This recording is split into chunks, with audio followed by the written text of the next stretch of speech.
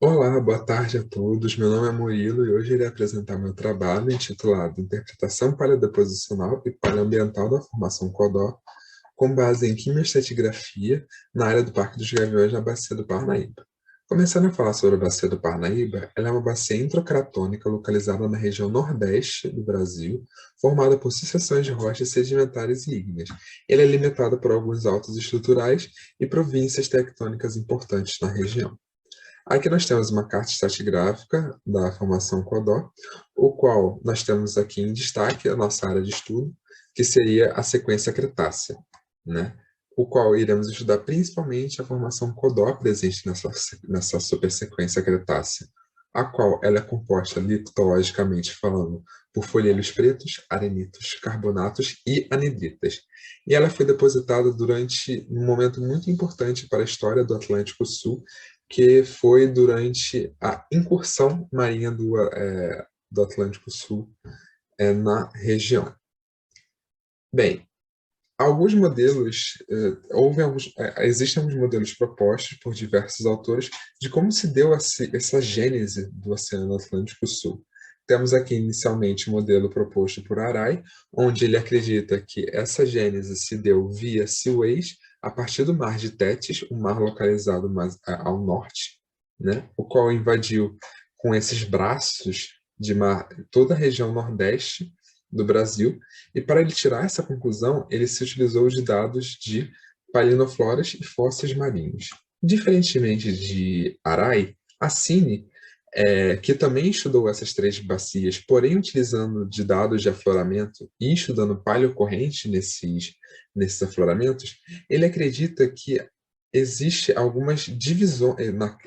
naquela época algumas divisões de drenagem, o qual impediria a formação desses braços de mar em toda a região nordeste do Brasil, né? Aqui ele mostra que essas incursões marinhas elas se deu em direções diferentes para cada bacia localizada no Nordeste, como, por exemplo, vindo ao norte na bacia do Parnaíba, ao nordeste na bacia de Potiguar e ao sul na bacia de Araripe.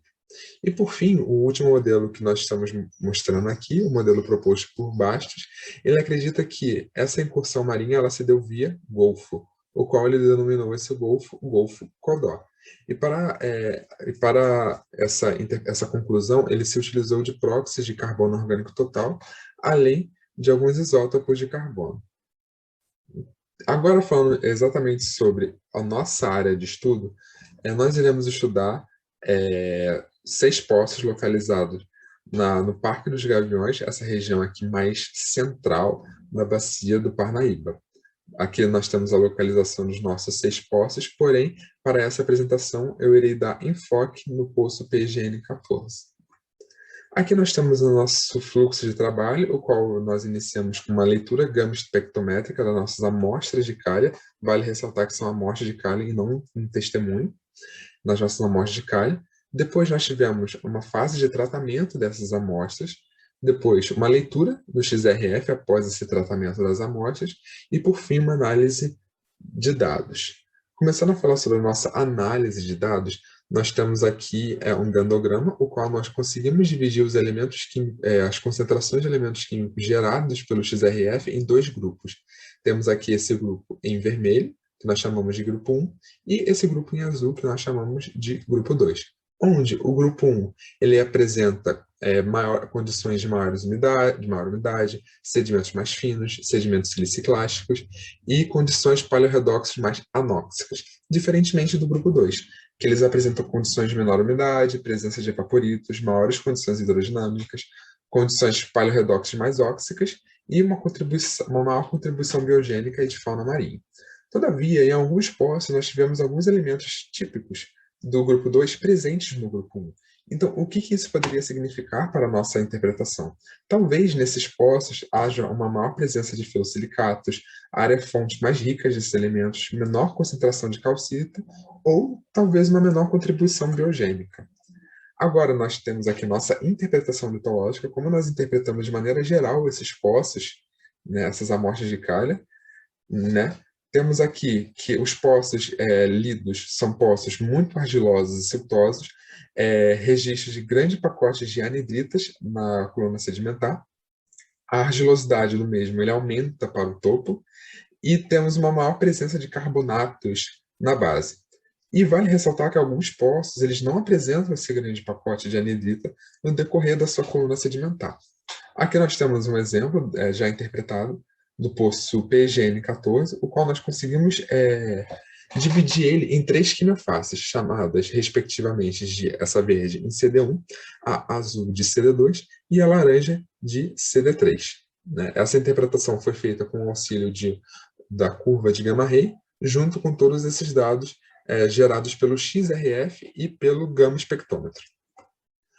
O que cada um dessas quimiofaces significam? Nós temos que a CD1 ela representa o padrão retrogradacional e observa-se um aumento das taxas de evaporação pontuado por alguns eventos progradantes, que podem estar relacionados a eventos climáticos de maior umidade.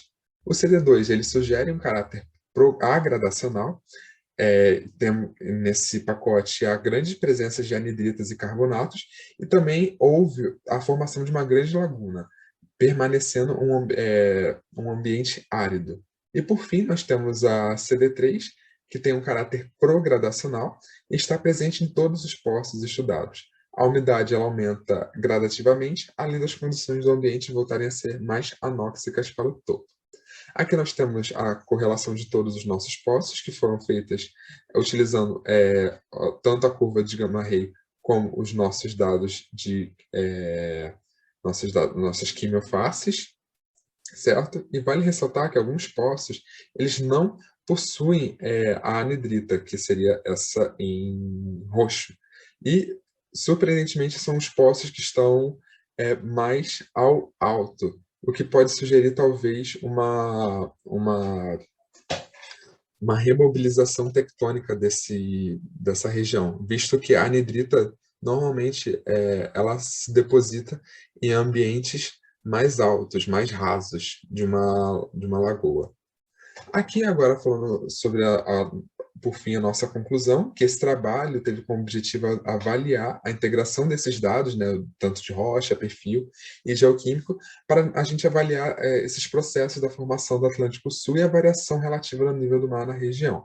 E nós tivemos como conclusão que essa passagem aptiano-albiano ocorreu de forma gradual e não de maneira abrupta. Né? E foram identificadas 3 quimiofaces, como dito anteriormente. A CD1, que apresentou um caráter retrogradacional, a CD2, um caráter agradacional, e a CD3, um caráter progradacional. Isso sugere que a evolução da passagem aptiano-albiano ocorreu em diferentes condições paleodeposicionais em um ambiente lagunar com regiões mais rasas e mais profundas. Essas foram as bibliografias utilizadas para essa apresentação, e muito obrigado a todos pela presença e por assistir a minha apresentação. Boa tarde, vim apresentar o resumo intitulado Eficiência de dispositivos de malha quadrada composta para a redução do bycatch na pesca de arrasto de camarão rosa, Frafante pneus, no sudeste do Brasil. Eu me chamo Janaína Machado e sou coautora juntamente com o pesquisador Acácio Tomás e o professor Marcelo Viana. A pesca industrial camaroneira do sudeste do Brasil vem apresentando sinais de sobrepesca não somente sobre as suas espécies-alvo, mas também várias espécies associadas a essa captura. O uso dos dispositivos de seletividade de arrasto, além de serem modificações tecnológicas no petrecho convencional, ele também vem gerando uma nova perspectiva sobre essas artes de pesca. O objetivo do nosso experimento foi testar modelos de dispositivo de seletividades que proporcionassem um maior escape de indivíduos sem importância comercial, assim como mantesse a produção de pescados com valor econômico. Em maio de 2003, foram realizadas entre a Baía de Santos e São Sebastião 10 operações de arrasto, com duração média de 2 horas, velocidade de 2,8 nós e realizada entre as profundidades de 30 a 40 metros. As redes utilizadas foram uma rede controle convencional, né, igual à rede padrão utilizada pela frota, e 2 redes onde tinham o dispositivo de seletividade instalado. Essas 3 redes elas eram alternadas de lado, sempre tendo uma rede controle tá? Para ser realizada a operação, né, junto com a rede, com o dispositivo de seletividade instalado. Então, nós utilizamos o modelo padrão, né, pela frota local, onde o ensacador tem 120 malhas de largura e o tamanho da sua malha corresponde a 20 milímetros, tá? Nesse ensacador foi colocado um painel de malha quadrada composto, ou seja, ele tem dois tamanhos diferentes de malha, tá? Sendo a parte mais externa constituída pela malha quadrada de 20 milímetros e a parte mais interna constituída pela malha de 40 milímetros. Então, a gente tem aí uma diferença do dobro de tamanho, né, entre a parte mais interna do painel e a parte mais externa. Tá? Mas a diferença entre os dois dispositivos testados, DSA-45 e DSA-55, é somente a disposição deles no fundo do ensacador. Tá? Então, um fica à distância de 55 malhas do fundo, enquanto o outro fica à distância de 45 malhas. Então, a gente pode ver aí algumas fotos, né, do nosso dispositivo. A foto 1 do nosso mestre redeiro, instalando mesmo no ensacador. Né? A foto 2, a gente consegue verificar bem que ele se trata de um dispositivo de malha composta flexível, né? Ou seja, ele também é feito de nylon, né?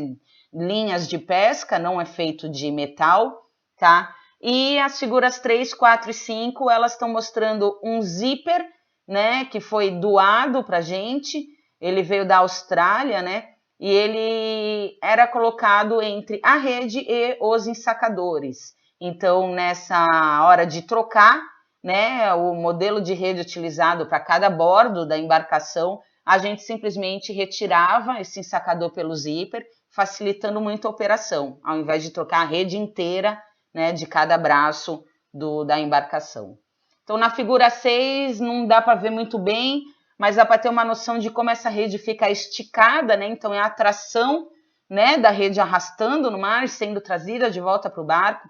Então, a gente percebe que a rede estica e esse painel ele não abre, né? Ele não ocasiona uma abertura onde possa perder produtividade da pesca, né, em grande quantidade. Né? E na foto 7 a gente consegue ver o porquê, né, que a gente não tem essa perda excessiva. Então, a gente tem uma noção do tamanho de pescado que fica preso dentro da rede ainda e do tamanho daqueles que conseguem escapar pelo nosso painel acoplado aí ao ensacador. Tá. Então, após a atividade pesqueira, né, a produção era separada em pescados comerciais ou pescados descartados, né? E tanto o de importância comercial quanto aquele considerado bycatch foram identificados, né, a nível de espécie e quantificados e medidos o comprimento total de cada indivíduo e quantificados por espécies e alguns por taxons, tá?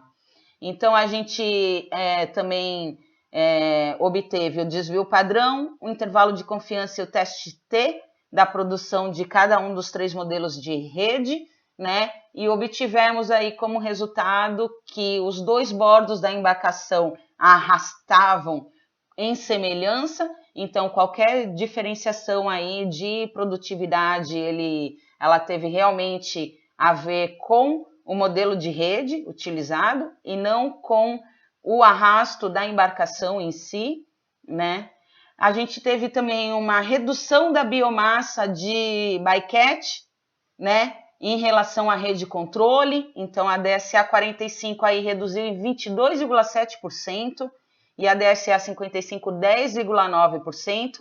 Porém, podemos observar que entre elas, essa diferença aí chega até 100%, né? O que é uma diferença muito grande quando a gente está se tratando do descarte do bycatch. Ou seja, a intenção realmente é que haja, né, uma diferença grande em relação à rede de controle. Tá? E nenhum dos 2 modelos obtiveram uma perda significativa na produção do camarão rosa. Então, concluindo, né, a gente tem que As operações de controle para a obtenção dos dados na eficácia e da eficiência de dispositivos de seletividade, ela deve ser realizada, tá? É justamente esses dados controle que corroboram o experimento, né? Para esses parâmetros utilizados por nós, o modelo DSA 45, ele se mostrou mais eficiente em comparação ao modelo DSA 55.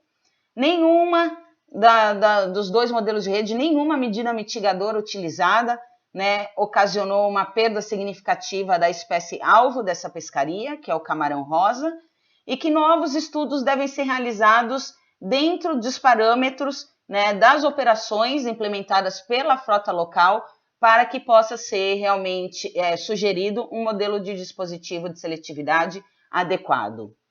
Então, a gente agradece a tripulação, né, do barco Cigano do Marum, a todas as biólogas e biólogos envolvidos, né, no andamento desse projeto, aos pesquisadores colaboradores, funcionários do Instituto de Pesca de Santos e à Fundação O Boticário de Proteção à Natureza pelo financiamento desse experimento.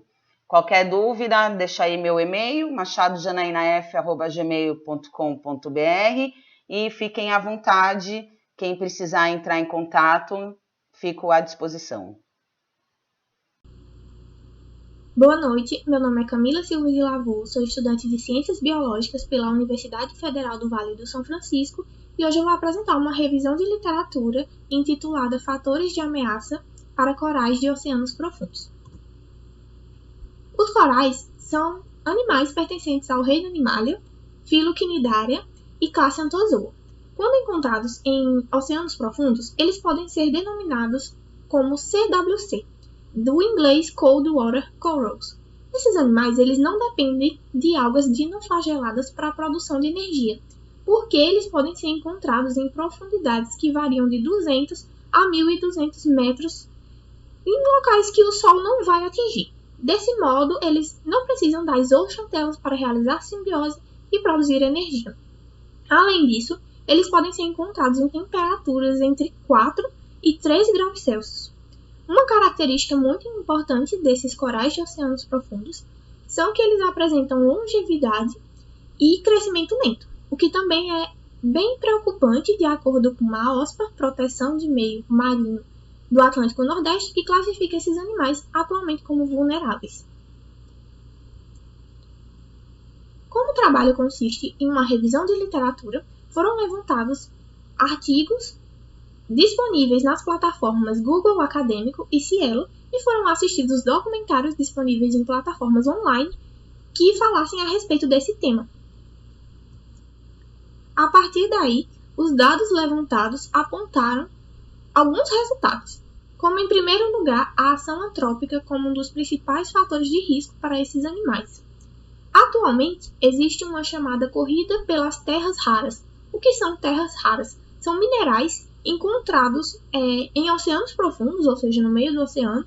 Esses minerais eles são utilizados para produção de discos rígidos de computadores, para motores de avião, e isso pode gerar mineração em alto mar. Uma vez que a mineração em alto mar ocorre, esses animais vão ser prejudicados porque eles vão acabar morrendo pela ação que está acontecendo ali, pela mecanização no caso. Aqui a gente tem uma imagem de um disprósio, que é um desses minerais encontrados em alto mar. Em segundo lugar, a pesca ela também se apresenta como um dos principais fatores de ameaça, uma vez que a chamada pesca de arrasto é um meio que causa muito impacto não só aos corais, como também a outros animais, mas nesse caso não se conhece atualmente a dimensão do impacto que já foi causado pelas redes de arrasto usadas pelas embarcações. Na Tasmânia, há registros de danos irreversíveis que foram causados por essa prática que é a pesca de arrasto. Outro fator também é a indústria de óleo e gás. A gente tem aí como exemplo, há um ano atrás, quando ocorreu aquele desastre de óleo no Nordeste brasileiro. Desse mesmo modo, outros desastres também ocorreram, não só aqui no Brasil, como em outros países, E nesse caso, a indústria de óleo e gás, ela pode ser sim considerada um fator de risco, porque acontecem esses acidentes com derramamento de óleo, assim como descarte de rejeitos e perfurações de poços em alto mar. Isso vai fazer muito mal para o meio ambiente marinho no geral e principalmente para esses corais. Por fim, e não menos importante, a gente tem as mudanças climáticas como um dos fatores de ameaça para esses animais, porque o aumento de temperatura que o planeta vem enfrentando nos últimos anos faz com que ocorra a acidez, um aumento na acidez dos oceanos, um aumento na dissolução de carbono nesses oceanos e que ocorra a redução, né, do nível de nutrientes que os corais precisam para sobreviver. Então, isso está implicando diretamente na sobrevivência, na alimentação, na reprodução desses animais. A gente fez algumas considerações finais, que são alguns levantamentos do que a gente poderia fazer para melhorar essa situação, ou pelo menos para apaziguar os efeitos que estamos causando atualmente aos corais de oceanos profundos. Primeiramente, são os mapeamentos detalhados das áreas onde esses corais vão estar presentes. Segundo lugar, seria a criação de órgãos ambientais de conservação marinha, porque atualmente há mais órgãos de conservação ambiental terrestre do que marinha, e estudos faunísticos a respeito de cada espécie, né, de cada espécie que está ali presente no meio do oceano, espécies de corais, e também de todo aquele ecossistema que depende ali, que está junto com aqueles corais, certo? Essas foram algumas das nossas referências. Eu gostaria muito de agradecer. Muito obrigada a todos.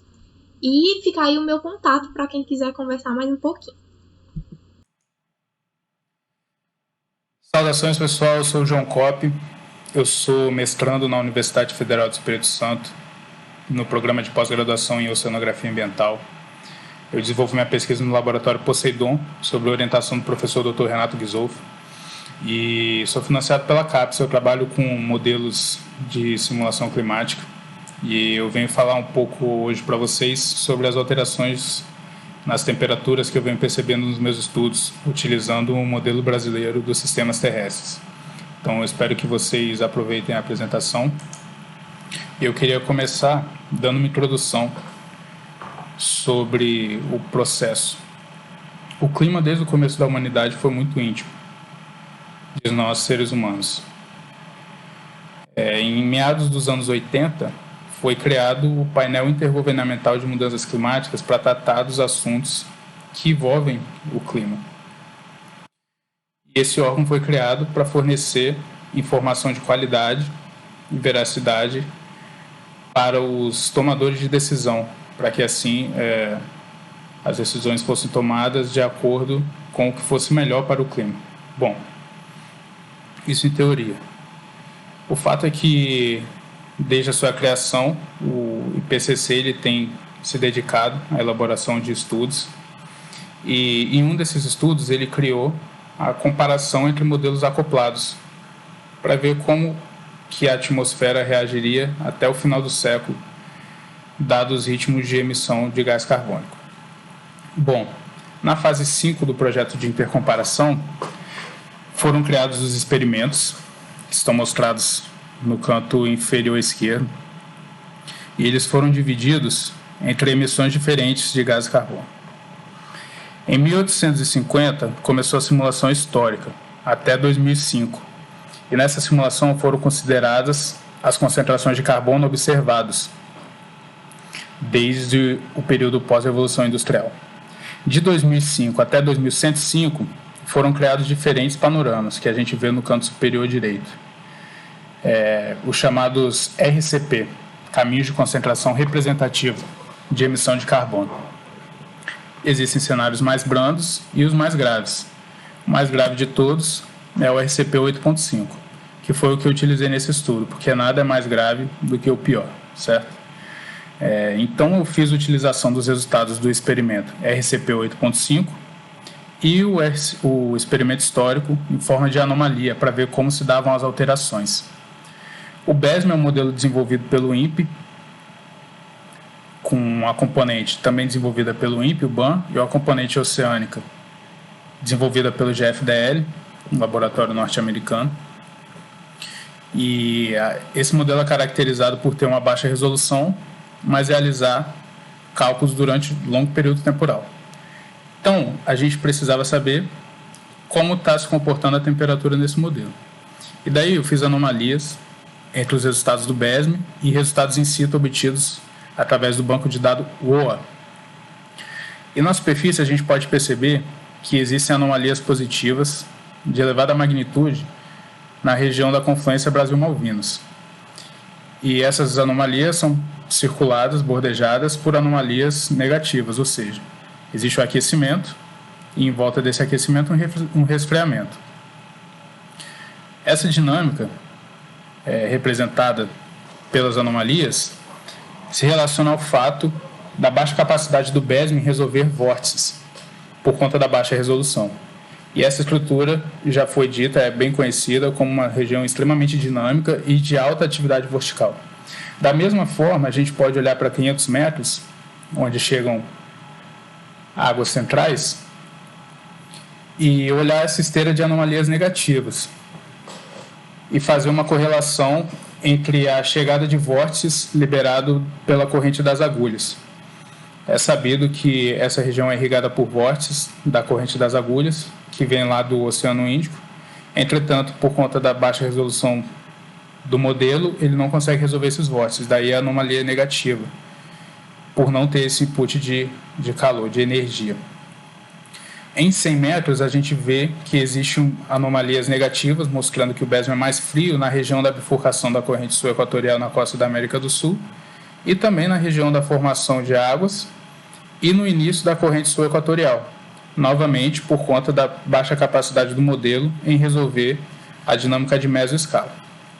Entretanto, a dinâmica de larga escala é bem representada, e a gente já tem, então, uma realidade pertencente ao modelo, o que permite a gente comparar resultados do modelo com os próprios resultados do modelo dentro de experimentos diferentes.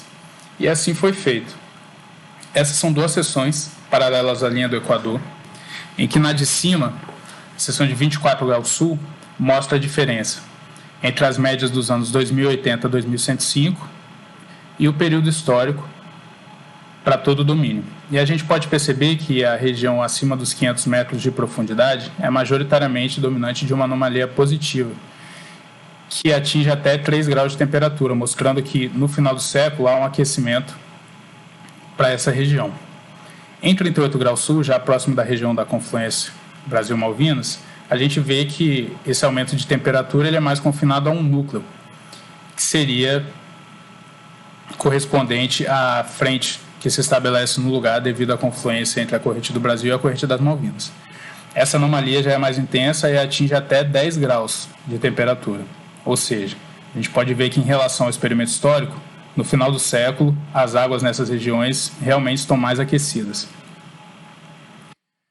Em relação a uma comparação em duas dimensões, mostrando a superfície do oceano, gostaria de ressaltar essas duas regiões de anomalias positivas, porque elas são responsáveis pelo fornecimento de energia para tempestades na região. Então, são duas regiões-chave e que na simulação mostram aquecimento. E mostra esse aquecimento em torno de 5 a 6 graus Celsius. Então, é um aquecimento relevante dentro da simulação de um modelo que já é um pouco mais aquecido. Então, isso alerta para a possibilidade do aumento na energia disponível para a formação de tempestades. E, de fato, esse resultado foi corroborado pelo IPCC em um de seus estudos, onde ele relaciona que no final do século haveria, em relação aos impactos costeiros, o aumento da inundação de áreas urbanas, danos a infraestruturas abaixo de 1 metro da elevação do nível do mar e aumento da inundação de 6 milímetros por ano até o final do século. Em relação à dinâmica costeira, o IPCC gradua a área do estuário do Rio da Prata como uma fonte de surgimento de tempestades. E em linha vermelha a gente pode ver que essa região é afetada pelo aumento de até 30 centímetros na altura significativa de ondas de tempestades por mais de 12 horas na região. Então, o resultado do BESM mostra um aquecimento das águas nessas áreas no Atlântico Sul, e esse aquecimento é concordante com previsão de futuros danos à região costeira. Então, fica esse resultado como parte de uma pesquisa muito mais abrangente, mas que já direciona e aponta alterações no final do século para a temperatura no Atlântico Sul, em regiões importantes, regiões-chave, para a sobrevivência humana, para a economia e para o nosso bem-estar.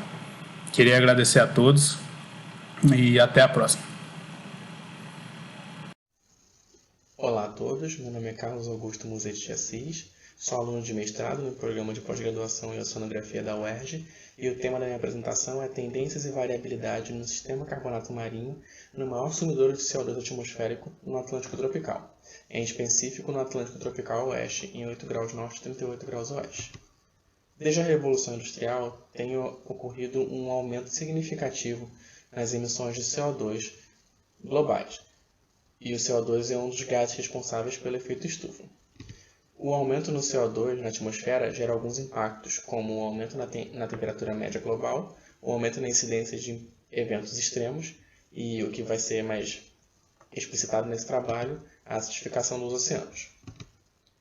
Os oceanos têm um papel importantíssimo na dinâmica do CO2 atmosférico, uma vez que eles absorvem cerca de 30% do CO2 emitido pelo homem. E a temperatura e a salinidade são os principais controladores da solubilidade desse gás. Com isso, as regiões tropicais mais quentes agem como fontes de CO2 para a atmosfera, enquanto as regiões temperadas mais frias funcionam como sumidouro desse gás. O que acontece quando o CO2 entra na água? O CO2 reage com a água do mar, formando ácido carbônico. Esse ácido carbônico se dissocia, liberando prótons e íon bicarbonato. Esses prótons reagem com o carbonato presente na água do mar, formando mais íons bicarbonato. No entanto, esse carbonato, que seria utilizado por organismos calcificantes, como é o exemplo do molusco no desenho, acaba não ficando disponível e esses organismos acabam sofrendo efeitos como produção de carapaças e estruturas mais frágeis e quebradiças. Mas por que o Atlântico Tropical Oeste? A região equatorial, como já foi dito antes, é uma importante fonte de CO2 para a atmosfera. No entanto, o Atlântico Tropical Oeste apresenta uma grande variação de salinidade, principalmente devido à presença da zona de convergência intertropical e à presença da pluma do Rio Amazonas, que são duas grandes fontes de água doce para a região, tornando assim a região o maior sumidouro de CO2 no Atlântico Tropical a partir da segunda metade do ano.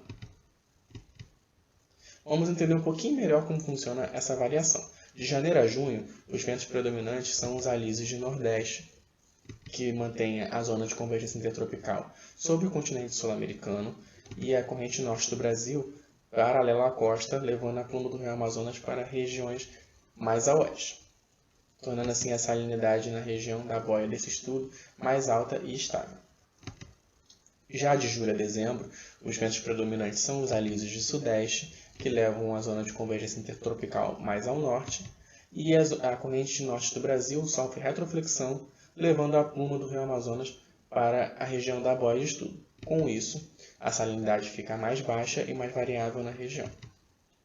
O que foi feito? Dados de temperatura e salinidade na superfície do mar da boia pirata em 8 graus norte e 38 graus oeste, de 1998 até 2018, foram utilizados em modelos empíricos para o cálculo de alcalinidade e carbono inorgânico dissolvido. Esses valores, junto com a temperatura e a salinidade, foram usados para reconstruir os dados de pH e fugacidade de CO2 na região. E com isso nós temos esse belo resultado. Aqui estão os dados de temperatura e salinidade utilizados nesse trabalho. E se a gente fizer as médias mensais, a gente consegue observar bem as duas estações que foram mencionadas antes. Na primeira metade do ano, nós temos salinidades mais altas e temperaturas mais baixas, a estação que nós chamamos de estação seca neste trabalho. E a partir de julho até dezembro, a gente tem valores de salinidade mais baixos e variados e temperaturas mais altas, a estação chamada estação úmida neste trabalho.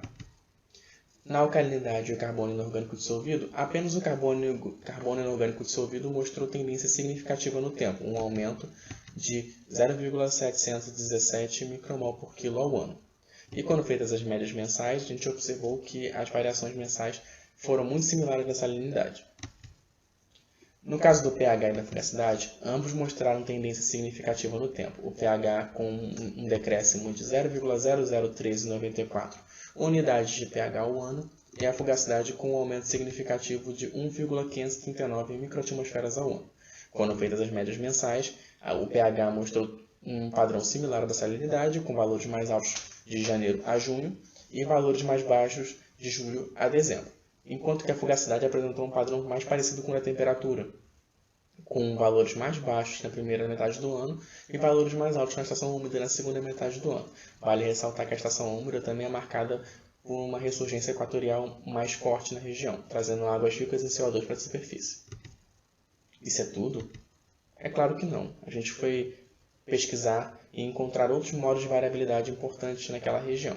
Para isso, utilizamos a análise de ondaleta, para observar outros modos de variabilidade importantes. Nesta análise, gráficos com escala de cores foram utilizados para observar modos de variabilidade importantes de determinados períodos naquela série temporal.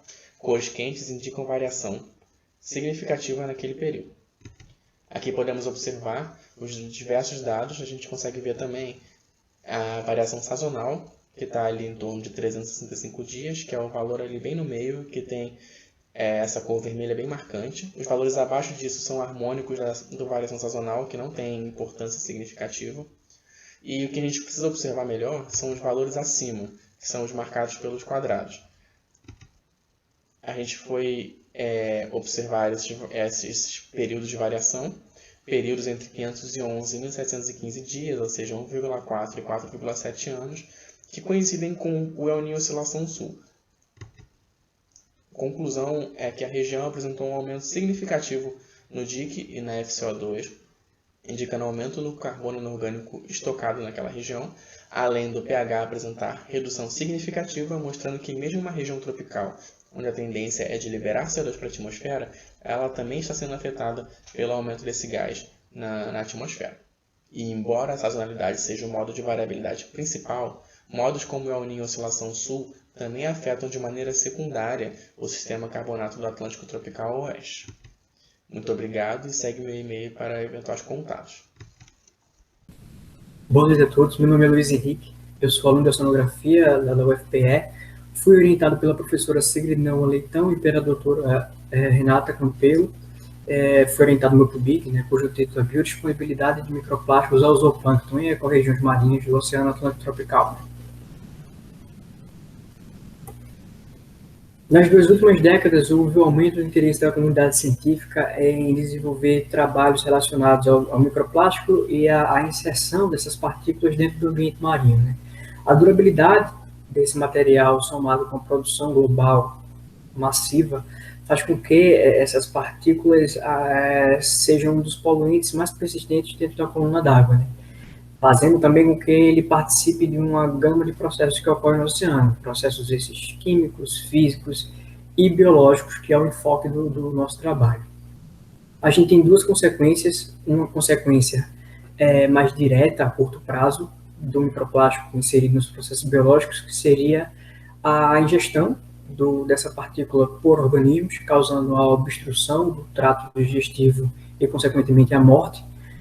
Um dos organismos que mais são prejudicados são os zooplâncton, que tem esse papel funcional na coluna d'água de transferência energética entre os níveis tróficos, e eles acabam sendo prejudicados por isso também. E tem um impacto indireto, a consequência indireta, que também vai estar relacionada com no caso, com a introdução dessa partícula na dinâmica trófica, porém com a bioacumulação dela dentro dos níveis tróficos. Isso seria uma consequência a longo prazo, vamos dizer assim. Vários fatores influenciam a biodisponibilidade do microplástico, o zooplâncton. Dentre eles, a gente vai ter o formato da partícula, o processo de agregação, tamanho, abundância, cor, o tempo que ela passou sendo intemperizada na coluna d'água, e a distribuição espacial, que é muito importante. Como a gente sabe, 80% do microplástico vem do continente. A gente pode ver aqui nos quadradinhos, nos retângulos azuis, que está em destaque o River Input, que seria o microplástico que vem via rio, via o fluxo do rio, e os outros 20% vêm através de transporte eólico, aquacultura e pesca e navegação de maneira geral. Nos quadradinhos amarelos, nos retângulos amarelos, a gente tem os processos pelos quais o microplástico passa dentro da coluna d'água, processos físico-químicos, e em vermelho a gente tem um destino deles. A gente tem um destino, olhando para o processo biológico, que seria a ingestão. Temos um outro destino, que seria, por exemplo, a sedimentação, fazendo com que a partícula se precipite e se torne biodisponível às comunidades do assoalho oceânico, né, dentre os processos. O que a gente pode também observar é que grande parte desse material, dessas partículas que vêm do continente, elas são exportadas para as outras áreas através de correntes oceânicas e vão para ambientes offshore, por exemplo, ambientes insulares, que no caso seriam as ilhas oceânicas, né? Onde nessas ilhas existem processos de retenção de partículas, devido a processos hidrodinâmicos que ocorrem lá. Quando essa partícula está retida, ela acaba sendo biodisponível a essas comunidades daquela região. Pensando nisso, a gente pensou no trabalho e propôs 3 objetivos. O primeiro seria estimar a abundância e distribuição do tamanho do zooplâncton e de partículas de microplástico nas diferentes áreas investigadas. O segundo, determinar a taxa de encontro entre o microplástico e o zooplâncton nas diferentes áreas estudadas. E o terceiro, determinar as características do plástico, tanto a composição polimérica, quanto a cor e o tipo, né? O que tem em vermelho foi o que a gente não conseguiu fazer por conta de toda essa situação que a gente está passando, não consegui o laboratório terminar a análise das amostras. Mas eu vou trazer um pouco do que eu consegui para vocês e resultados e discutir com vocês. Como eu disse, o estudo foi feito no Atlântico Tropical, nas diferentes ecorregiões, né? A gente vai ter coletas feitas desde o litoral sul de Pernambuco, assim, na plataforma, desde o litoral sul de Pernambuco até aqui no Platô de Touros, no Rio Grande do Norte, e nos ambientes insulares, que seriam Fernando de Noronha e Atol das Rocas. 9 amostras foram coletadas na plataforma continental, 7 no talude. Talude é esse ambiente de transição entre a plataforma e a região mais offshore, 13 nas ilhas oceânicas de Fernando de Noronha e Atol das Rocas. Essas amostragens foram feitas em setembro de 2015 pelo projeto Abraço, que é uma iniciativa internacional do Brasil junto com a França, que faz parte de um projeto maior que seria o Tapioca, né? Os arrastos foram feitos, utilizando a metodologia aqui, né? Arrastos oblíquos com rede Bongô e com a malha 64. Essa malha 64 ajuda na retenção dessas partículas. Por isso que foi utilizada ela. No laboratório, a gente seguiu um protocolo de análise de microplástico para que evitasse qualquer tipo de contaminação externa nas amostras. Como a gente sabe, o microplástico hoje está em todo canto, né? Está no ar que a gente respira, na água que a gente bebe. Então, a gente fez um arranjo de metodologias para que isso não se tornasse um problema, essa contaminação externa. Por isso, o uso do jaleco de algodão, máscara, touca, luva, o ambiente que eu trabalhei, só eu trabalhava, mas ninguém trabalhava, e entre outras metodologias. A gente estimou a densidade de partículas analisando no microscópio, né, por número de partículas por metro cúbico, e classificou quanto categorias também. Aqui nos resultados a gente já percebe que existe um padrão nessa distribuição espacial do microplástico. À medida que a gente se distancia da costa, a gente tem uma diminuição na densidade dessas partículas, né? A gente tem uma concentração maior ao longo da zona costeira, né? Isso é um padrão já observado em outros trabalhos e faz sentido a gente pensar dessa forma, porque, como eu disse logo no começo, 80% dessas partículas vêm do continente. Aqui a gente tem um exemplo da amostra onde a gente coletou que teve a maior densidade, que foi aqui no litoral sul de Pernambuco. Nessa região a gente tem vários rios, e nesses rios, no entorno desses rios, a gente tem uma urbanização muito alta. Isso influencia também nesse input de microplástico no ambiente. Outra coisa que a gente observou também foi em relação à abundância relativa por classificação. Outro comportamento que a gente observou foi que, à medida que a gente se distancia da costa, mais uma vez, a gente tem uma inversão das classificações encontradas. Mais próximo à costa, a gente encontra mais fibras, e à medida que a gente se distancia, a gente vai encontrando mais fragmentos, né? Aqui na letra A está o fragmento, B e C são as fibras. Esse fragmento muitas vezes está relacionado com fragmento de artefato, de utensílios de pesca, né, usados por pescadores, e fibras está muito relacionado à indústria têxtil. E até mesmo a gente, quando a gente vai lavar nossa roupinha no tanque, a gente acaba desgastando um pouco da roupa, e essa fibra ela passa por todo o sistema de esgoto que leva ao rio e, consequentemente, leva ao oceano, né? Como a gente sabe. Então, por isso que é meio explicado esse comportamento aqui, dá para entender um pouco desse comportamento mais próximo à plataforma a gente tem mais fibra e mais próximo aos ambientes insulares a gente tem mais fragmentos. Então, esse trabalho eu gostaria de agradecer ao CNPq, à Universidade Federal de Pernambuco, a Propesc, né, a CNPq pelo fomento à pesquisa, ao Museu de Oceanografia, ao Laboratório Zooplâncton e ao Tapioca, com abraços por disponibilizar as amostras para a gente fazer esse estudo. Aqui embaixo tem o meu e-mail, caso alguém tenha alguma dúvida, pode me contactar, e é isso. Muito obrigado, pessoal, mais uma vez pela atenção. Olá, meu nome é Iago, eu sou aluno de mestrado no Programa de Biotecnologia Marinha, associado entre o Instituto de Estudos do Mar Almirante Paulo Moreira e a Universidade Federal Fluminense. Essa é a apresentação de um trabalho de revisão bibliométrica sobre a utilização do monitoramento acústico passivo em estudos em ambientes marinhos. Ao falarmos do uso da acústica em estudos ambientais, é importante apresentar o conceito de paisagem acústica. O conceito foi proposto inicialmente pelo autor Bernie Krause, consistindo em um arranjo complexo de sons biológicos e outros sons ambientais em um determinado local. Os sons componentes da paisagem acústica podem ser classificados de acordo com o tipo de fonte de emissão, em biofonia, geofonia e antropofonia. Trabalhando a partir da paisagem acústica submarina, entre os exemplos de biofonia, destacam-se os sons emitidos por cetáceos, como baleias e golfinhos. Mas aqui nós gostaríamos de chamar a atenção para o grupo de invertebrados, como os camarões, que também demonstram grande contribuição acústica. Exemplos de geofonia, temos os sons abióticos, produzidos pelas ondas, ventos, chuvas, relâmpagos, e na antropofonia, temos os sons originados a partir da atividade humana, como é o som gerado pelas embarcações. O objetivo desse trabalho foi realizar um levantamento bibliométrico sobre o monitoramento acústico passivo de ambientes marinhos em uma base de dados de publicações científicas. Esse levantamento foi realizado a partir da base de dados da Scopus, que se destaca como grande fonte de publicações científicas. Utilizando a ferramenta de busca da própria base, os termos-chave Passive Acoustic Monitoring e Marine foram combinados para localizar as publicações que continham essas palavras no título, resumo ou entre as palavras-chave. Em nossa busca, fizemos um recorte temporal para documentos com data de publicação até o ano de 2020. Os dados dos documentos disponibilizados foram reunidos a partir do software R através do pacote Bibliometrics. Esse pacote inclui os principais métodos bibliométricos de análise para mapeamento científico. Lembrando que todos os dados da base da Scopus são dinâmicos em constante atualização.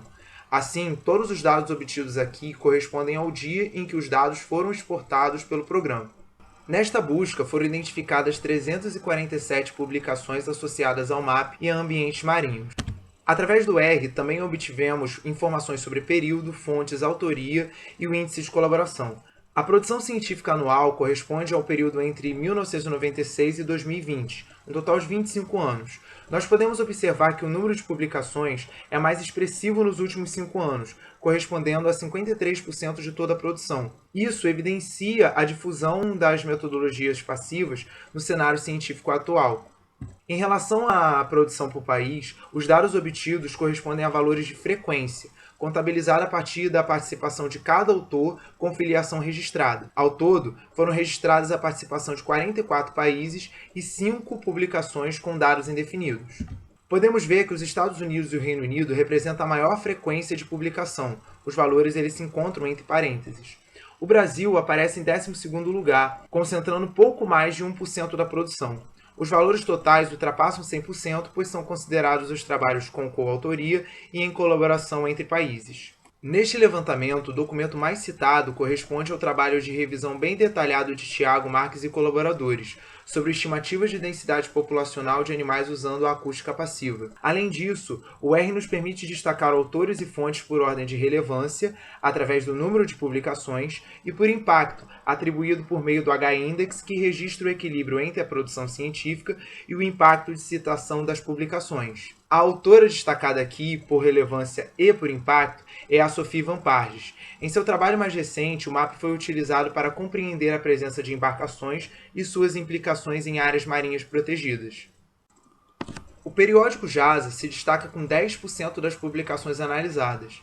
Ele representa a principal fonte de resultados de pesquisas teóricas e experimentais no campo da acústica. E como afiliação mais relevante, temos o Instituto Oceanográfico de Woods Hole, centro de pesquisa estadunidense relacionado às ciências oceânicas e da Terra.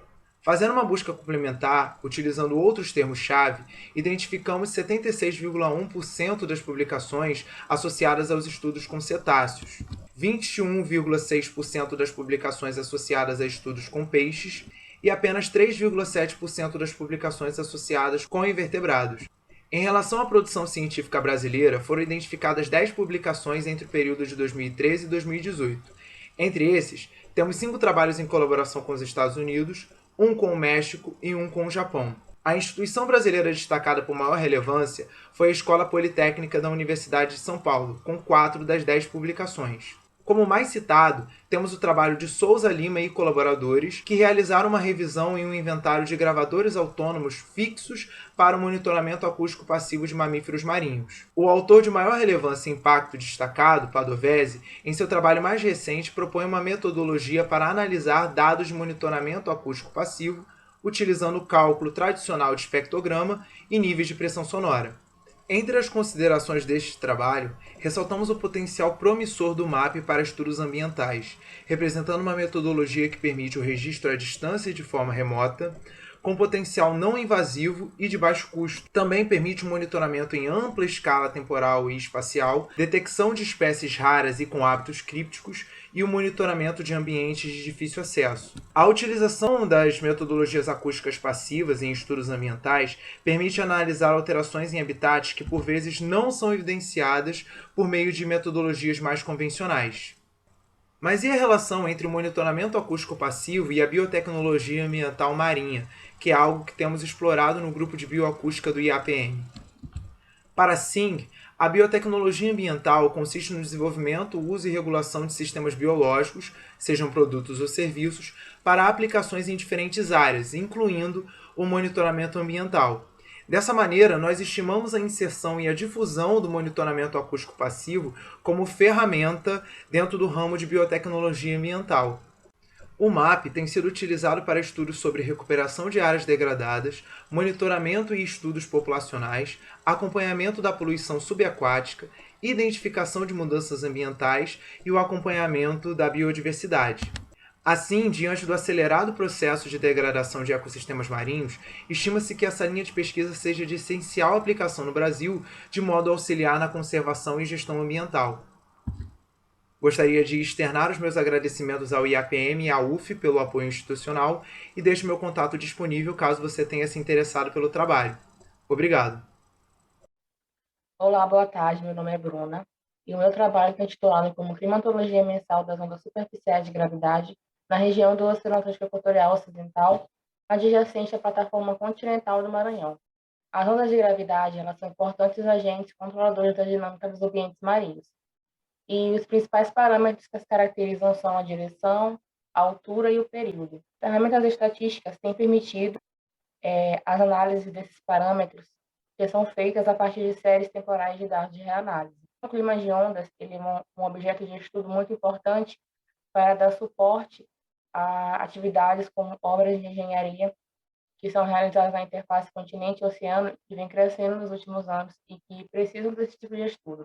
Alguns fatores que modificam a sazonalidade dos parâmetros de onda são a zona de convergência intertropical, cujo deslocamento meridional, como está mostrando aqui nessa figura, afeta a sazonalidade dos parâmetros de onda. E a estação de furacões no Atlântico Norte, que é um evento extremo que oficialmente vai de 1º de junho a 30 de novembro e tem seu ápice entre agosto e outubro, e que causa um aumento na agitação marítima na região do Oceano Atlântico Equatorial Ocidental. Os objetivos desse trabalho foram analisar a climatologia mensal de janeiro a dezembro do estado de agitação marítima na região do Oceano Atlântico Equatorial Ocidental, adjacente à plataforma continental do Maranhão, para os últimos 41 anos, de 1979 a 2019, bem como validar o clima de ondas nessa mesma região, que é representado pela reanálise do ERA-5, a partir da comparação com dados coletados in situ. A metodologia consistiu em uma análise climatológica das variáveis altura significativa de onda, direção média, período de pico e vento superficial a 10 metros, que foram extraídos da base de dados do ERA-5, que é uma base de dados de reanálise. E a área de estudo compreendeu as latitudes de 3 graus norte a 6 graus sul e longitude de 48 graus oeste a 36 graus oeste. Para a validação da reanálise, foram utilizadas 2 boias meteosonográficas, uma para os dados de vento, que foi a boia do Projeto Pirata, cujas variáveis extraídas foram as componentes zonal e meridional do vento, para o período de novembro de 2017 a dezembro de 2018.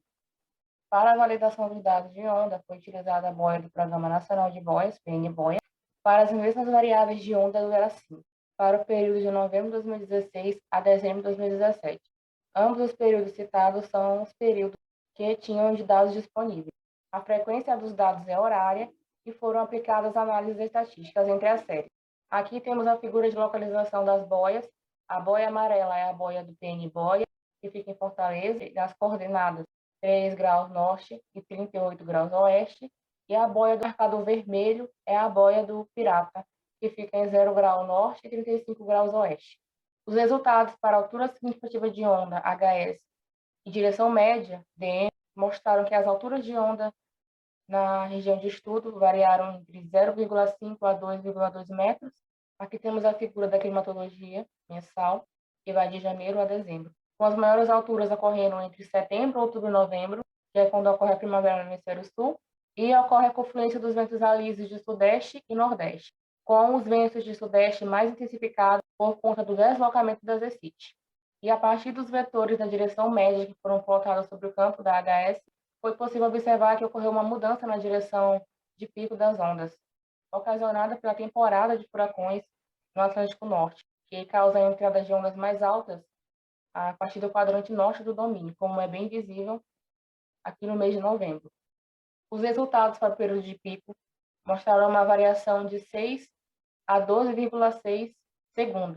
Aqui temos a figura da climatologia mensal do período de pico, que vai de janeiro a dezembro, com os maiores períodos de onda ocorrendo de junho a outubro, que são meses que estão dentro do período oficial da temporada de furacões no Atlântico Norte. Então, os menores valores são observados na região oeste do domínio por conta da maior extensão da plataforma continental, e a partir dos vetores da direção média também foi possível observar uma mudança na direção de propagação do pico das ondas, o que está relacionado não só com a extensão dos furacões, mas também com o deslocamento meridional das ECIT.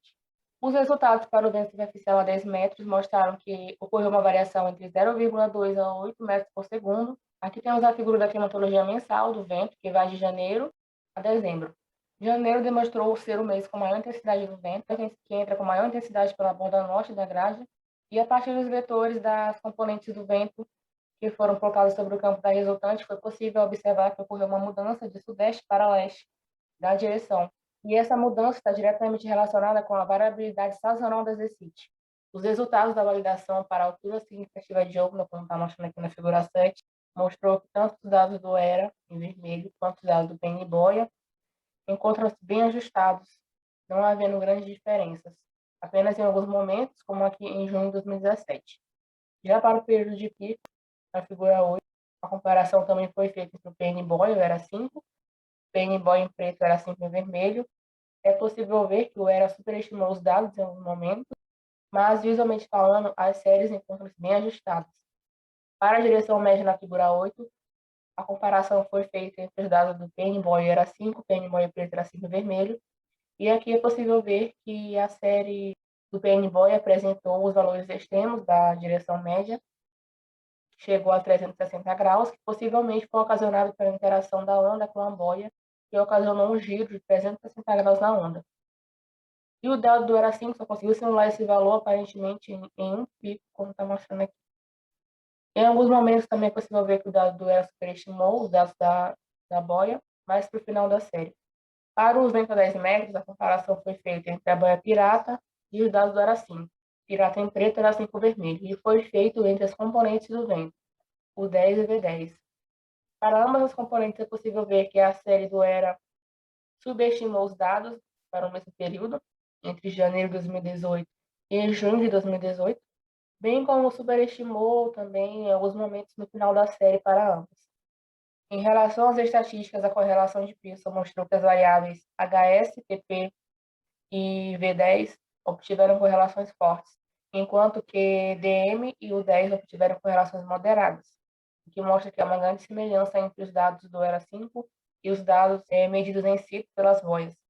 Em relação ao erro quadrático médio, para HS deu um valor baixo, que mostra que as séries estão bem ajustadas entre si.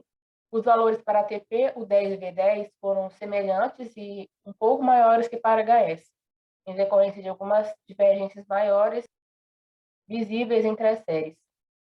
Em relação à direção média, o valor foi um pouco elevado por conta daqueles valores máximos de direção, e isso elevou um pouco o valor do erro. Como conclusão desse estudo, a climatologia mensal mostrou que os meses com maior agitação marítima na plataforma continental do Maranhão foram os meses de setembro, outubro e novembro, que é quando ocorre a confluência dos ventos alisios de sudeste e nordeste, o que causa a entrada de ondas tipo swell vindas de nordeste. Em relação à validação da reanálise, conclui-se que o ERA5 conseguiu simular os padrões e a sazonalidade dos parâmetros de onda e vento na região do Oceano Atlântico Equatorial Ocidental, sendo aí uma base de dados confiável para a realização de estudos. Os agradecimentos e obrigado pela atenção. Boa tarde a todos, meu nome é Ana Karine e meu trabalho é sobre um sistema operacional de previsão oceânico. Eu vou falar sobre a fase 2, que é a validação da previsão. Os autores desse trabalho estão aqui mencionados, são todos integrantes do Laboratório de Oceanografia Física, LOF, da COP, UFRJ. Um sistema operacional de previsão oceânica, ele é desenvolvido a partir de um modelo oceânico, de circulação oceânica. Como a gente pode ver aqui no esquema direito, esse modelo pode ser alimentado por observações in situ e por observações espaciais, dando assim origem aos forecasts, que são as previsões. Essas previsões são aplicáveis em estudos acadêmicos e ambientais e na elaboração de estratégias para operações offshore. O sistema operacional LSE-36, como é intitulado, foi desenvolvido no LOF, utiliza o modelo de circulação oceânica HYCON, que é um modelo híbrido. As condições de contorno de previsão são do HYCON Consortium, que é um sistema de previsão global, e os forçantes atmosféricas vêm do modelo atmosférico GFS-NCEP. A assimilação é feita a partir do sistema TSIS, que usam dados near real time de anomalia da altura da superfície do mar, da aviso, que são a long track, como está representado aqui, à direita, e dados de temperatura da superfície do mar, do OSTA, que são campos gridados.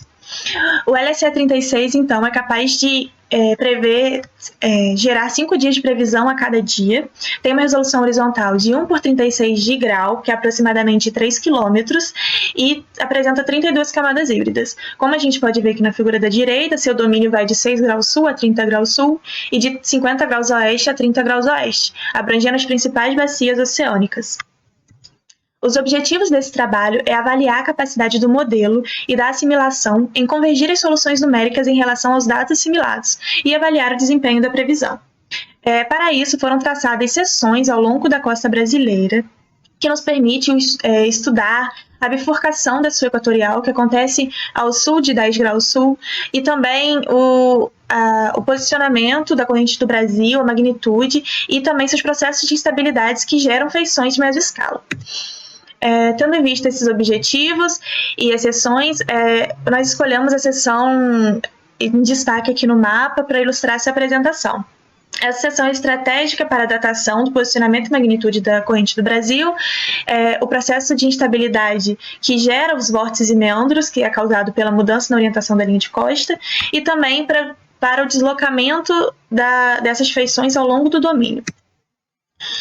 Para analisar essa seção, foram feitos Hove-Mollers, que aqui no eixo Y a gente tem a seção em si, a latitude, e que é toda a seção vermelhinha, em destaque. Os pontos brancos que estão distribuídos ao longo da seção aqui estão representados em pontos pretos, e as linhas pontilhadas são as isobatimétricas, de 200 metros e de 1.000 metros, marcando o fim da plataforma continental. Aqui no eixo X a gente tem o tempo. Então, o Hove-Moller é a representação da seção ao longo do tempo, Esse Hove-Moller ele é de SSH, que é da altura da superfície do mar. O primeiro que a gente tem é do dado, o aviso, que é o modelo que a gente assimila reanalisado. o dado que a gente assimila reanalisado. O segundo é um concatenado de todos os primeiros dias de previsão do nosso sistema, que seria a nossa melhor previsão, e o terceiro, um concatenado de todos os quintos dias de previsão do sistema, que seria a nossa previsão mais degradada. A gente percebe que o Hofmöller começa em dezembro, e isso porque o sistema entrou em operação no final do ano passado, entre novembro e dezembro. Esses espaços em brancos são normais em sistemas operacionais, por serem automatizados, eles podem passar por alguns problemas técnicos, tanto no computador ou algum problema de download de dado mesmo, que impossibilita o sistema de gerar um resultado. Observando agora o Hofmöller em si, a gente percebe que quando a gente compara os Hofmöllers do modelo com o do dado, eles apresentam todas as feições que o dado tem, né? Todas as principais feições são colocadas, estão representadas no tempo certo. E a principal feição que chama mais atenção aqui é essa feição anticiclônica, que dura mais ou menos um mês e meio, e que, para ilustrar melhor a datação, né, foi plotado um campo de SSH para a gente conseguir enxergar essa seção no instantâneo. O dia escolhido foi dia 20 de março, que é mais ou menos aqui, e foi plotado um campo do aviso, que é o nosso dado, campo de SSH, e um campo do modelo no quinto dia de previsão, que é um dia mais degradado, né? E aí a gente consegue ver com a seção plotada aqui em linhas pontilhadas que o modelo consegue representar, datar essa feição e posicionar ela muito bem quando comparado ao dado. Agora nós temos as séries temporais. As séries nada mais são do que pegar esse ponto e ver o comportamento dele, a variação da elevação da altura do mar ao longo do tempo. Então aqui no eixo Y a gente tem a elevação, que é em metros, e no eixo X continuamos com o tempo, né? Cada linha colorida dessa, como a gente pode observar aqui na legenda, é um dia de previsão, e o preto é o aviso. É interessante que as linhas coloridas, né, que as nossas previsões estejam sempre perto do aviso, mostrando que o sistema é robusto o suficiente para conseguir representar o que está no dado.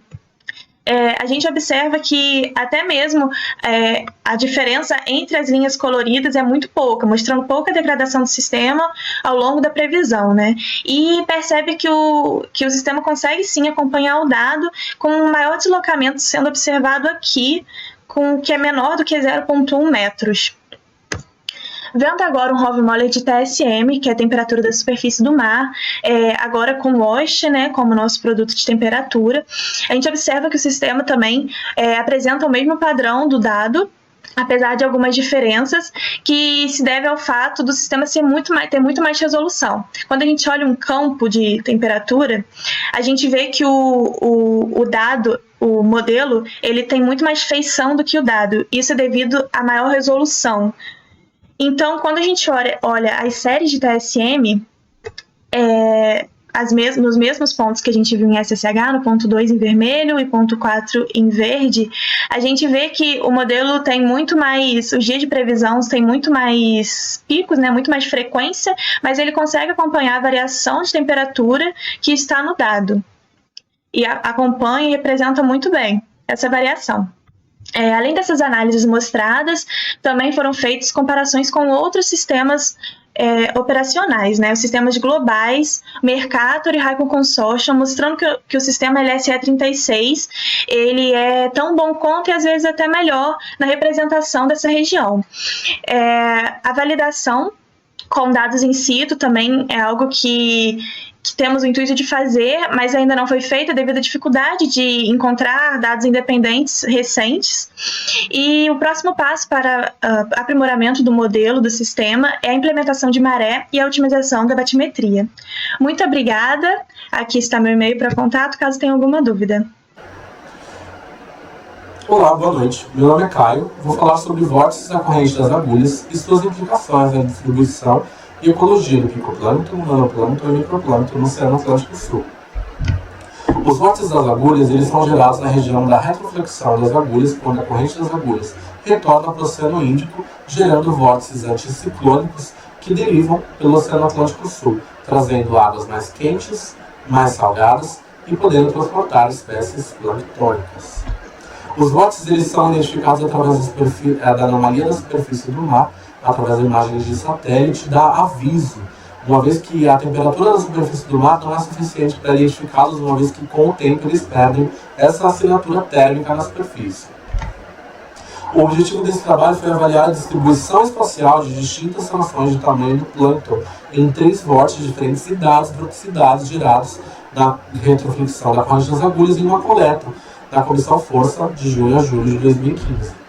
Então foram coletados 3 vórtices para a análise do plâncton, E1, E3 e E5, com um ponto controle fora, um na borda, um no meio entre borda e centro e um no centro. Aqui estão os dados, as imagens da anomalia da superfície do mar, do vórtice 1, vórtice 3 e vórtice 5. Vórtice 1 mais jovem, intermediário e mais velho. O navio Vital de Oliveira, né, saiu da cidade do Cabo até Arraial do Cabo e foram feitas coletas através de um CTDO2 fluorímetro aqui com as garrafas. As amostras de água foram separadas em Eppendorf para picoplâncton e nanoplâncton de menor tamanho e em garrafas para nutrientes congeladas e para microplâncton e nanoplâncton em garrafas de 1,5 litro e fixadas com um lugol. Para a microplâncton e nanoplâncton foi utilizado o método de Utermol com câmeras de sedimentação em microscópio óptico invertido para a identificação das espécies. Já para o picoplâncton foi utilizado o cetômetro de fluxo. Depois que as amostras foram identificadas, os organismos foram identificados, eles foram separados através dos traços funcionais, como sílica, RAF, flagelo, vacúolo, autotrófico, heterotrófico, mixotrófico, presença de teca, estágio de resistência, superfície e volume, máxima dimensão linear, potencialmente tóxico, formadores de fluorações algais nocivas, e formação de cadeias, para que se fosse, através do programa estatístico R, determinados índices de traços funcionais, como riqueza funcional, equitatividade funcional e diversidade funcional.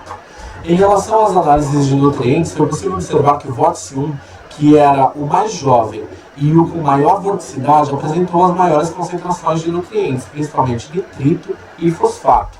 Em relação às espécies identificadas, os grupos mais presentes foram as bactérias heterotróficas, seguidas pelas cianobactérias, Prochlorococcus e Senecococcus.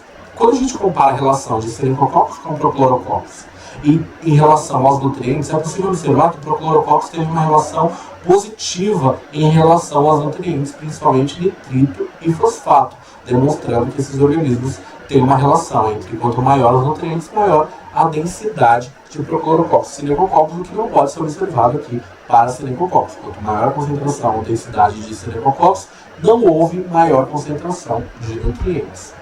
Quando a gente compara a biomassa desses organismos, é possível observar que as bactérias heterotróficas, que são super importantes na alça microbiana para remineralizarem os nutrientes, foram os organismos mais presentes nas amostras, seguidos aqui por Senecococcus, que é o rosinha, né? O marrom é a bactéria heterotrófica, e o azulzinho, Prochlorococcus. O azul escuro, Pico-eucariotus. Então, no vórtice 1, do controle para o centro, houve um aumento, né? Um gradiente de aumento das biomassas para o centro, assim como no vórtice 3, o que não foi observado no vórtice 5. Quando a gente compara os dados de microplâncton, é possível observar também esse gradiente, né, do controle para o centro. E há uma diferenciação, né? A grande concentração de cianobactérias, principalmente anabena, né, oscilatorialis, e dinoflagelados e diatomassas também muito importantes dessas densidades. Já o vórtice 5 também há um decaimento do vórtice 1 e 3 para o vórtice 5 mais antigo, mostrando que ele já perdeu características dos vórtices. Quando a gente compara do vórtice 1, vórtice 3 e vórtice 5 em relação a questão de mixotrofia, heterotrofia e autotrofia, vórtice 3 e 5 apresentaram frequências muito similares de mixotrofia, com maior concentração, né, de mixotróficos, de microplâncton mixotróficos, seguidos aqui por heterótrofos e, em último, em autotróficos. Já o vórtice 1, que apresentou as maiores concentrações de nutrientes, tiveram as maiores frequências de autotróficos também. Quando a gente faz o NMDS dos traços funcionais, os traços que mais estiveram importantes foram a autotrofia, separando aqui os organismos, a heterotrofia e a mixotrofia. Então, a característica alimentar, ela foi primordial na separação desses organismos dos vórtices. Então, quando a gente faz esse cluster, também é possível observar, né? A gente separa claramente aqui 3 grupos, né? Autotróficos, com as diatomassas, principalmente, em cianobactérias, e depois heterotróficos, separando aqui, e mixotróficos, uma infinidade de organismos. Quando a gente compara um CCA dos organismos, quando a gente compara os vórtices, vórtice 1, vórtice 3 e vórtice 5, falando em relação a espécies, é possível observar que esses vórtices são diferentes um do outro, tendo um gradiente do vórtice 1 para o vórtice 5. Mas quando a gente compara os traços funcionais, é possível ver que eles são muito similares. Ou seja, as espécies mudaram de um vórtice para o outro, mas os traços funcionais foram basicamente os mesmos, demonstrando que a mixotrofia, que foi a característica principal encontrada, é muito importante para esses organismos sobreviverem em um ambiente oligotrófico. Então, as seções, né, são onipresentes dos vórtices no mundo, elas transportam comunidades planctônicas, apresentaram estruturas bem definidas, seguindo uma trajetória e uma decadência na anomalia da superfície do mar, para dizer o sentido oeste. O vórtice 1, mais jovem, manteve as anomalias da superfície do mar por mais tempo, e o I3 e 5 eram mais parecidos, com semelhanças físicas, químicas e ecológicas.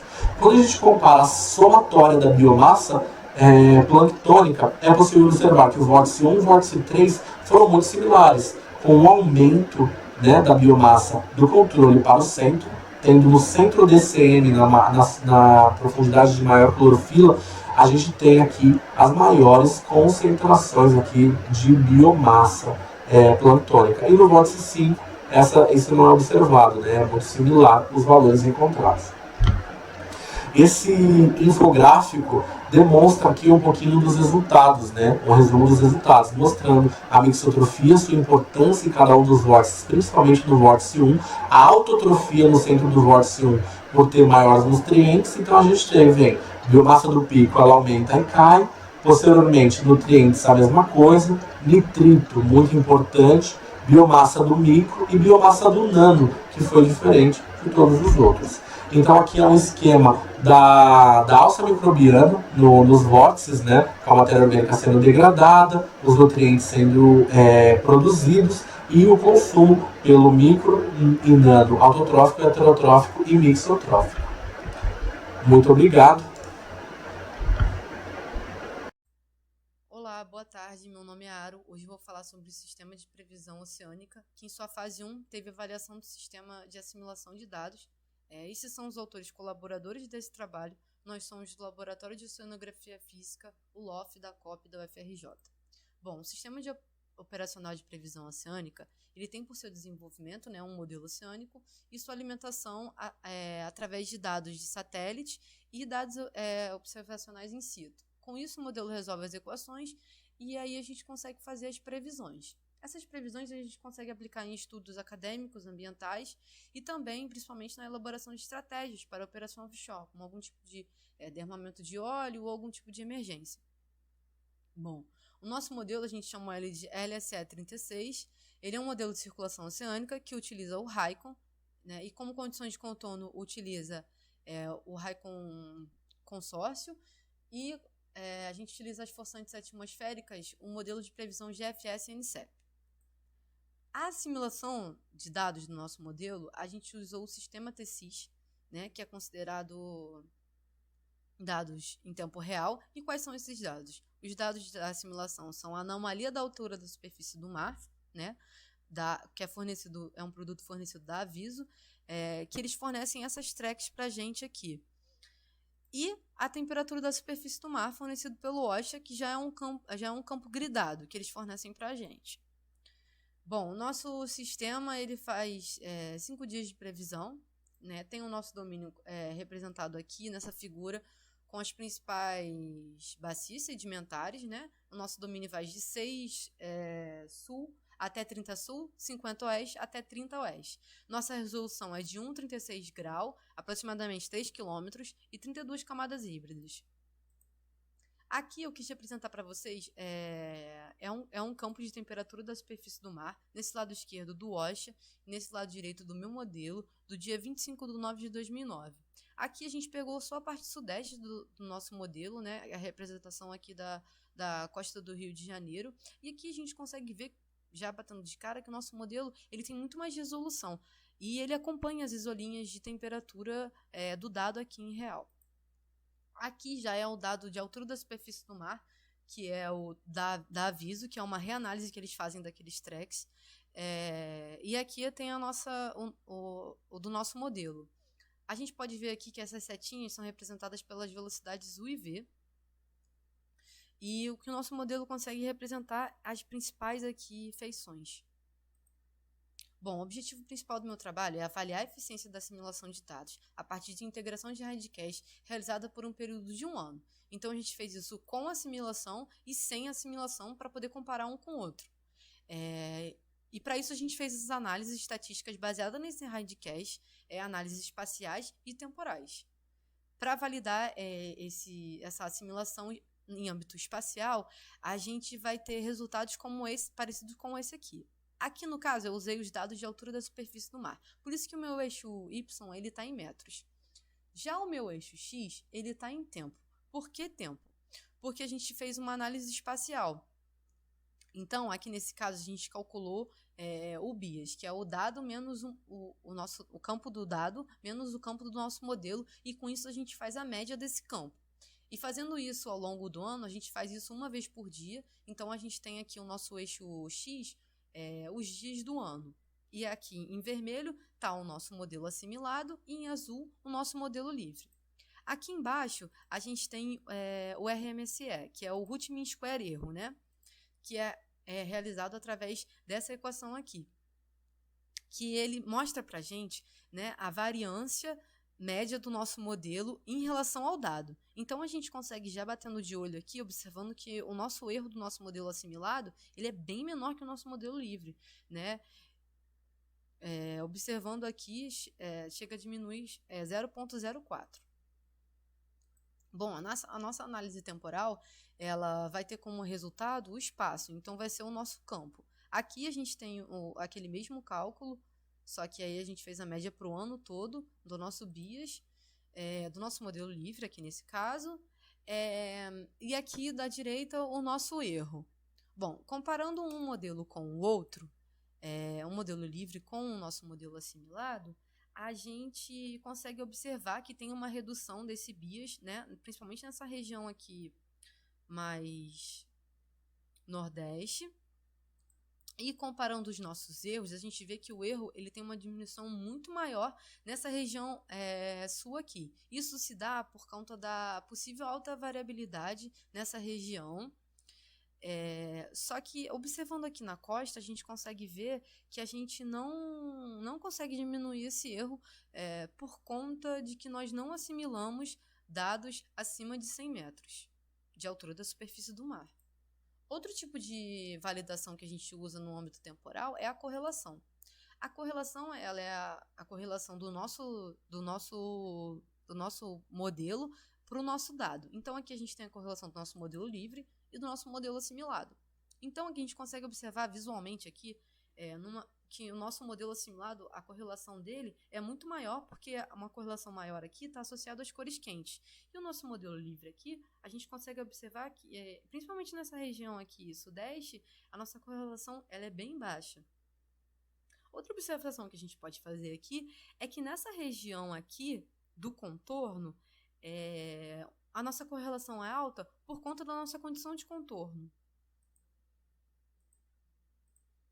Bom, a validação que a gente também fez foi com os dados de temperatura da superfície do mar. Então, aqui a gente tem aqueles mesmos gráficos, só que agora utilizando a temperatura da superfície do mar. Então, por isso que o nosso eixo Y aqui vai estar em graus Celsius. A gente consegue observar aqui que tem uma diminuição do bias em relação ao modelo livre assimilado e uma diminuição do erro. Analisando agora a validação da assimilação temporal para a nossa temperatura da superfície do mar. Aqui em cima a gente tem os nossos 3 cálculos do bias, do Root Mean Square e da nossa correlação para o modelo livre e aqui embaixo para o modelo assimilado. Aqui a gente consegue ver que o bias ele diminui aqui nessa região mais nordeste, o nosso erro também diminui aqui na região sudeste, e a nossa correlação ela já era bem alta, né, como vocês podem ver, 0,7 até 1, mas mesmo assim a gente tem um aumento dessa correlação aqui.